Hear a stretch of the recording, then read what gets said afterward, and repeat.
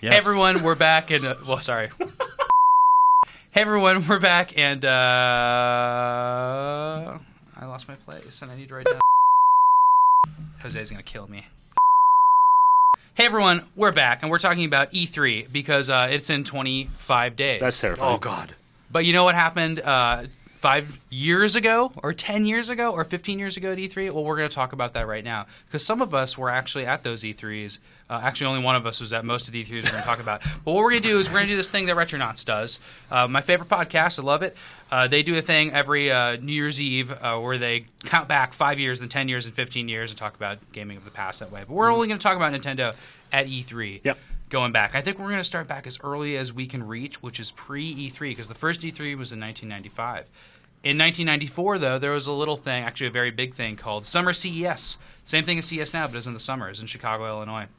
And at the time, Nintendo showed up, and they had a giant booth. They did. With Donkey Kong. We just watched a video on it. We did. We watched a really cool video of this guy walking around CES, and there was booths for Atari. Mm-hmm.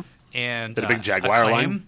Yeah. And it was like it was an E3 for companies that mostly are gone now. Yeah, it was really sad. Ocean. I mean, video games, obviously video games were already a big business, but they were kind of handled as an extension of the consumer electronics business, right? Yeah. That's why there was no separate show for games back then. It was all part of CES. It was definitely a floor area was all games by this point because there had been CSs going further back. I'm actually reading a book right now about the console wars, and CS was a big deal. And E3 just kind of came out of it saying, like, you know what, it is, of course. And it's just there was enough game stuff that kind of started taking over, I think, CES. Every year it was a little less. Even after E3 started, there was still significant gaming presence. Oh, really? And actually, I didn't know that. even 5 years into E3, Microsoft still had a really big booth at CES. But they focused more on kind of like, not Microsoft, but some of the early guys. But Microsoft more recently started focusing on the kind of the add-ons, the stuff you can do with the Xbox instead of focusing on the hardware and the games. Yeah. So at CES this year, I don't know if they gave a presser. I know they gave a presser, but I don't know what they were talking about specifically in it. I tried to do the research. I couldn't figure it out. Maybe when I get to that point in the book I'm reading, I'll talk about it. But they had a geodesic dome-looking thing, a big jungle gym with Donkey Kong Country trees and a big logo and everything, just like they do now. It looked really cool. It did look really cool, And you actually. walk inside, and it was all jungly. And Donkey Kong Country was definitely kind of their game of the show. They're really showing that off. And they also had kiosks for Super Game Boy, showing off Game Boy games, which... thinking back, that was a plug-in that you put in your Super Nintendo to play Game Boy on TV. And I don't remember it being that early, but it was. And they also had an NES game there, Wario's Woods. That's right. They also had a big Maximum Carnage booth. Yeah, Wow. Most Acclaim importantly, had that. had a dude playing with a Super Scope 6. Yeah. That convergence of video game eras is kind of crazy if you think about it. Oh, the yeah. Jaguar, the Game Boy, also NES and Yeah. Super NES. So much dead It's plastic. pretty amazing. And then Donkey Kong Country still feels like a modern era game. It's not like just because the graphics were rendered 3D. Yeah, I think it's great. What do you think of Donkey Kong Country? Don't get him started. It definitely is a game that 8.5. shows really well. I'm sure it was impressive when it was. yeah. Oh, yeah, Yeah, first time, on of course. display I and, remember going to a Best Buy the Christmas that came out, and they had one of those massive, like 11 TV displays, displaying it all the way on the wall, and like people just crowding around and be like, "Holy crap! Look at this Yeah. thing!" Super Scope, on the other hand, did Not not so much. display But well. And I bought one. I don't know why. You had a Super Scope? Yoshi I went to a Safari. store. I played it. I'm like, this sucks. Well, Yoshi's Mom, Safari I looks need kinda this. cool. And What's then I the saved game up it all came this with? money. It's called Yoshi's Blast Bad something. Game. It came with 6 games, Super right? Scope. The Yoshi games. Safari stuff, or what was Yeah. it called, right? Yeah, Well, there they was had only. Safari. I think there were Safari. only a handful of games made for it, but 6 of them were on one card. Yeah, I remember that. And then they put out 1 or 2 other games on their own. Like I Yoshi bought it Safari. too because I saw it. I'm like, oh man, it's gonna be like Rambo. Yeah, totally. Yeah. And then you have it on your shoulder. You're like, Yeah, Was he the had Mario shooting movie eggs. before that when he used it at the end? Because he used it at the end of the Mario movie to kill Koopa. Well, Oh, yeah, that's it's right. before Is that before that? 1994, and the Super Scope 6 actually launched really close to the Super Nintendo. Oh, Because really? that's like more like 1992. Oh, but it was interesting. at this for some other game that we were seeing. Yeah, they had yeah. like it's funny seeing displays for games that are totally forgotten. It was in like a Tin Nintendo something, booth. Tin Cup or Tin Star. Tin Star. That's what it was. Thank you. Yeah, Tin it was, Cup. I think that's a cowboy shooting game. So let's skip ahead to something we know much more about because I believe you were there. In 1999, Nintendo E3 was happening in Los Angeles by that point, And Nintendo was there with another Donkey Kong game, Donkey Kong 64. Boo! And a bunch of other 64 games, which I have a list of here. And by the way, we have a really nice History of Nintendo at E3 Wiki. Yeah. Check that out. I'm using that as a resource right now on Dead Trees. But they also announced the Dolphin. Yeah. What's the Dolphin, Per?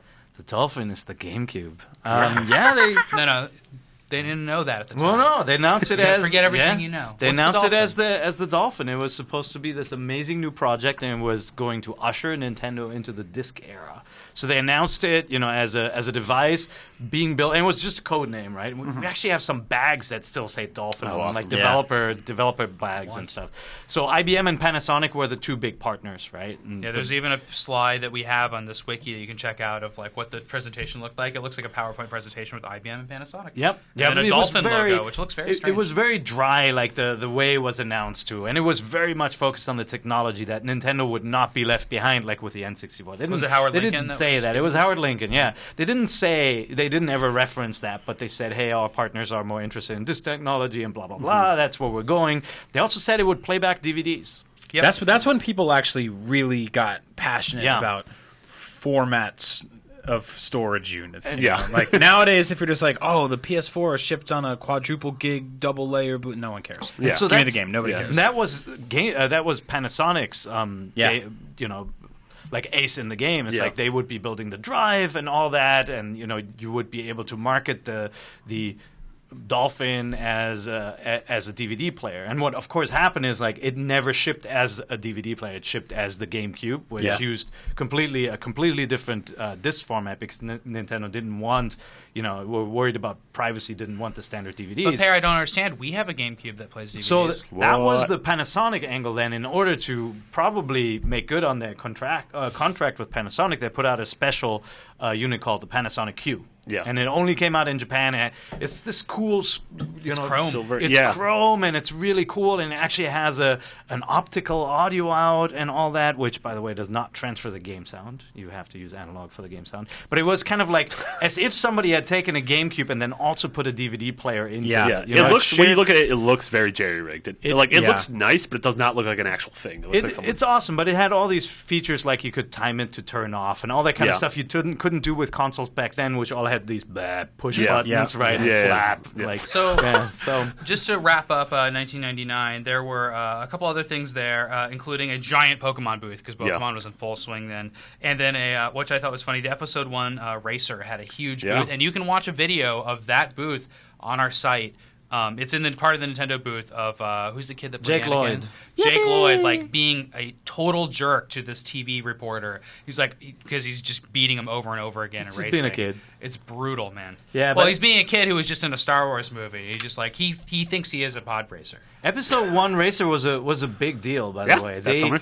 We went to the Skywalker Ranch to see it before E3. And LucasArts is gone now, but they were a pain in the ass. They were a really hard company to work with, and they made us sign all these NDAs. And like anytime we even wrote about a Star Wars game, and we had heard something from a source somewhere, they'd freak out and tell us we'd be blacklisted forever and all that. But they did invite us in to see the game, probably so that we would sign something. You That's get blacklisted from covering And- Masters of Terras Kasi.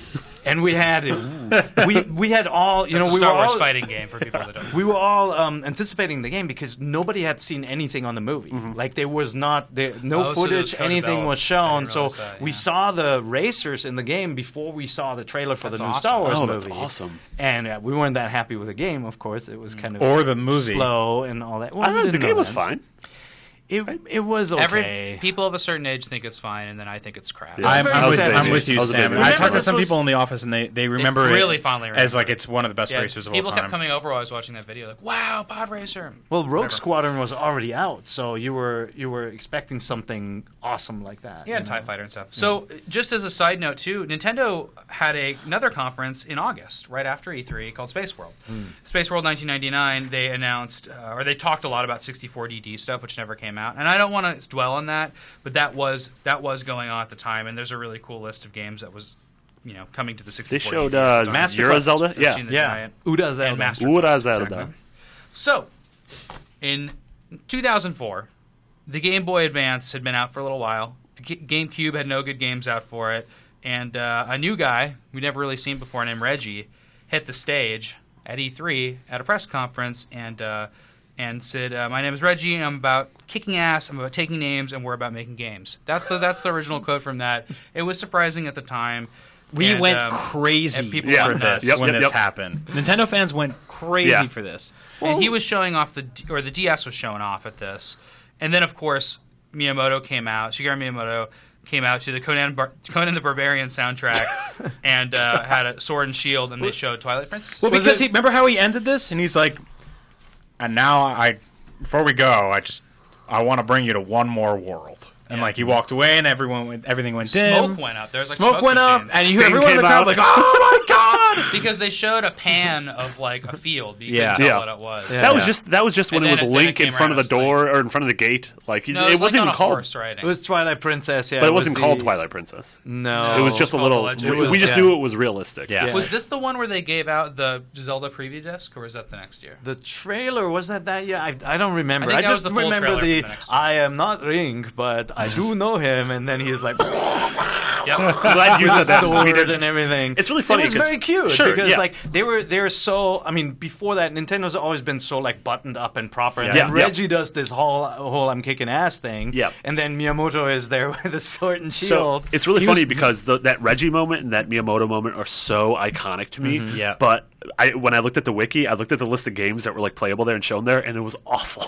It was terrible. Do you have the list there? Well, I have some of them. I mean, they had trailers for Metroid Prime 2 and Resident Evil 4, which Yeah. were both Yeah. good. But then, the list of games, I did not But bring that one in. You're with right. me. The I'm sorry. presentation of everything It was wasn't that good. was great. It was a And low year. Yeah, Yeah. it made you forget all the games that were actually playable, and there were a lot of recycled games. It That was we had announcements, not played. playable. Yeah, That's what it was. Well, that was it was just so good to see Nintendo You can kind of. Google it, They were probably. kind of cocky again. It was just nice to have Reggie on stage, and he's like, "I don't give a crap about It's those." really Yeah. rare that Nintendo does stuff like that. Yeah. And they have to be, they have to have something in their Yeah. pocket to do it. And It he was- literally had a DS in his pocket, I think. but that press conference That wasn't a DS, all- my friend.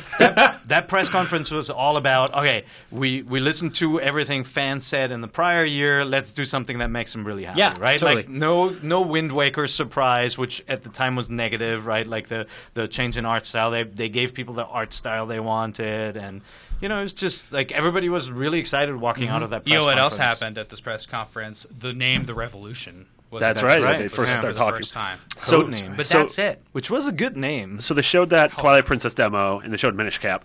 But the other games there were Steel Divers, Pac Pix, Super Mario 64 DS, Metroid Prime Hunters, Odama, Donkey Kong Jungle Beat, Donkey Kong King of Swing, Oh, I remember Kingdom that Hearts as well. Chain of Memories. Jungle Bee was good. Rough year. Yeah, that But was a no, rough year. all of them felt like B tier titles, Sure. right? Yeah. Like even Jungle Beat, it's a great game, but Yeah. it's you play it and you're like, okay, this is the game that they release when they don't have. This a is new like the Donkey Diddy Kong right? racing, yeah, the stopgap, exactly. yeah. Which is also good. Or Tropical Freeze. And by the way, Odama is, I think it's so awesome. It's a terrible game, mechanically and Yeah. everything, That but game it's was just Such cool. an so original. It's a medieval bowling game with voice control. Yeah. And it had how a can little you go clip, wrong? a little clip for your GameCube Like, controller. yeah, You could with put the your microphone. microphone on Yeah, it. so weird. It's so good. I want more of that. Pac-Pix was crazy too. Do you remember that? I don't remember that at all. Pac-Pix was a game where you drew gigantic, demented Pac-Men, and then just sent them on the screen to be like, "Kill me!"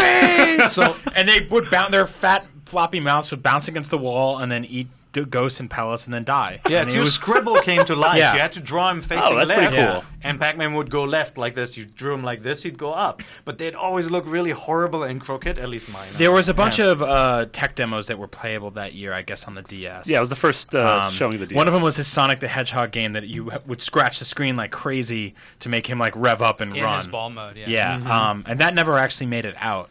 It might have something like that might have made it into a mini game in one of the Sonic Yeah. games, but Yeah. a lot of those tech demos either died on the floor or they were released like Pac-Pix. We were like, Yeah. what a- Well, even Steel Diver took a long time to come out, right? There were a lot of things just showing you the capabilities of a touchscreen system, and Yeah. Steel Diver took like 10 years to come out.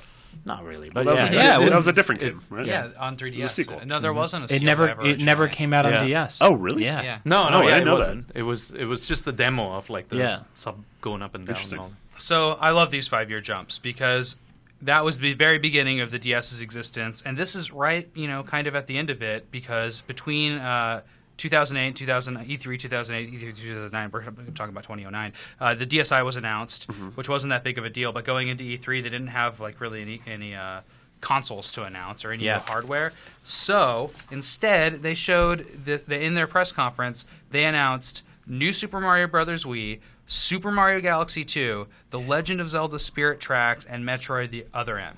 That is such an amazing lineup. And I remember they had something from every franchise at this E3, and it was so amazing. Yeah, and the Other M trailer, like I think Brian now, and Pear were both there. now people look back at Other M and said that game was flawed. You know, storytelling was weird. It wasn't as good as Prime. But when the trailer debuted, it's like from the makers of Ninja Gaiden. Yeah, you're like, oh yeah. You know, it was it was mind blowing that they would partner with this company, and everybody at that point said, "Hey, that's awesome. They're actually trying something different, third person game." Yeah, you make a really good point. That you have to be able to separate what it like the moment of what it was like to experience that during E3 versus what the final product was. A lot of times the games come out and you play them and you're not happy and you're soured with the memories and stuff like that. But when a lot of these games were debuted for the first time, especially like Metroid Prime 2, which we now look back on as like the weakest of the bunch, had a great debut. I was so excited for it. Yeah. And same with this, you know, and this was my first E3. It was my first day working for IGN. Wow. Was you guys booked me a flight out of New Jersey to Los Angeles. That was nice. And I flew and I got off the plane, I dropped my bags off at the hotel, and I went and met everybody at IGN. That's awesome. And the next morning I was at press conferences and that's so cool. going to preview events and all this crazy stuff. And it blew my mind, you know. It was just so it was incredible to be on the outside of that for so long and then to suddenly be there for such a big year for Nintendo, especially as such a big Nintendo fan like I thought you were a cartoonist. Really? Yeah. When you're at the show, I'm like, why'd we bring the cartoon?